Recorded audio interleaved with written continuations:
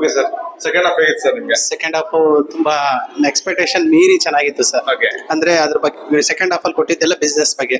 ನಾವು ಯಾವ ರೀತಿ ಬಿಸ್ನೆಸ್ ಅನ್ನ ರನ್ ಮಾಡಬೇಕು, ಯಾವ ರೀತಿ ಅದರಲ್ಲಿ ಇಂಪ್ರೂವ್ಮೆಂಟ್ ಆಗಬೇಕು, ಯಾವ ರೀತಿ ಚೇಂಜಸ್ ಮಾಡ್ಕೊಳ್ಬೇಕು, ಮತ್ತೆ ಇರುವಂತ ಅಮೌಂಟ್ ಅನ್ನ ಯಾವ ರೀತಿ ನಾವು ಅದನ್ನ ಹೂಡಿಕೆ ಮಾಡಿ ಅದನ್ನ ಯಾವ ರೀತಿ 1 to double ನಾವು ತಗೊಳ್ಳೋದು ಯಾವ ತರ, ಅದನ್ನ ತಗೊಂಡ ನಂತರ ಅದು ಶೋ ಮಾಡೋದು ಯಾವ ತರ ಪರ್ಸೆಂಟೇಜ್ ವೈಸ್, ಮತ್ತೆ ನಾವು ಯಾವ ರೀತಿ ಅದನ್ನ ಪರ್ಸೆಂಟೇಜ್ ಇದು ಮಾಡ್ಕೊಂಡು ಹೋಗ್ತೀವೋ ಎಂಡ್ ಆಫ್ ದ ಡೇ ನಮ್ಗೆ ಎಷ್ಟು ಅದು ಕೇಪಬಲ್ ಯೂಸ್ಫುಲ್ ಆಗುತ್ತೆ ಅಮೌಂಟ್, ಮತ್ತೆ ನಾವು ಎಲ್ಲಿ ಲಾಸ್ ಆಗ್ತಾ ಇದೀವಿ ಅದನ್ನ ಪ್ಲಸ್ ಆರ್ ಮೈನಸ್ ನ ಬ್ಯಾಲೆನ್ಸ್ ಮಾಡ್ಕೊಳ್ಳೋದು ಹೇಗೆ ಅನ್ನೋದ್ರ ಬಗ್ಗೆ ತಿಳ್ಕೊಂಡು, ಮತ್ತೆ ಎಲ್ಲದಕ್ಕಿಂತ ಹೆಚ್ಚಾಗಿ ಲಾಸ್ಟ್ ಅಲ್ಲಿ ಸಿಕ್ಕಿದ್ದು ಗುರುಗಳ ಬ್ಲೆಸ್ಸಿಂಗ್ಸ್. ಅದು ಬಹಳ ಅದ್ಭುತವಾದದ್ದು, ಮೈಯೆಲ್ಲ ರೋಮಾಂಚನ ಆಗುತ್ತೆ ಅದು ಹೇಳ್ತಾ ಇದ್ರೆ. ಅಂತ ಒಂದು ಅದ್ಭುತವಾದಂತ ಬ್ಲೆಸ್ಸಿಂಗ್ಸ್ ಲಾಸ್ಟ್ ಅಲ್ಲಿ ಪಡ್ಕೊಂಡಂತದ್ದು ನಾವು ಗುರುಗಳ ಮುಖಾಂತರ.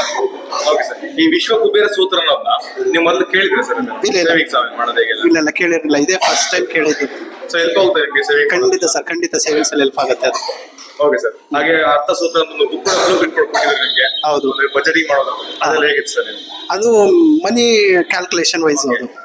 ಅದನ್ನ ನೋಡುವಾಗ ನಮ್ಗೆ ಗೊತ್ತಾಯ್ತು ನಾವು ಎಲ್ಲಿ ಮನಿನ ಲಾಸ್ ಮಾಡ್ತಾ ಇದ್ದೀವಿ, ಇನ್ನು ಮುಂದೆ ಅದನ್ನ ಲಾಸ್ ಮಾಡಬಾರ್ದು, ಅದನ್ನ ಸೇವ್ ಮಾಡ್ತಾ ಹೋಗ್ಬೇಕು ಅಂತ ಸೂತ್ರದ ಮುಖಾಂತರ ನಾವು ತಿಳ್ಕೊಂಡೆ.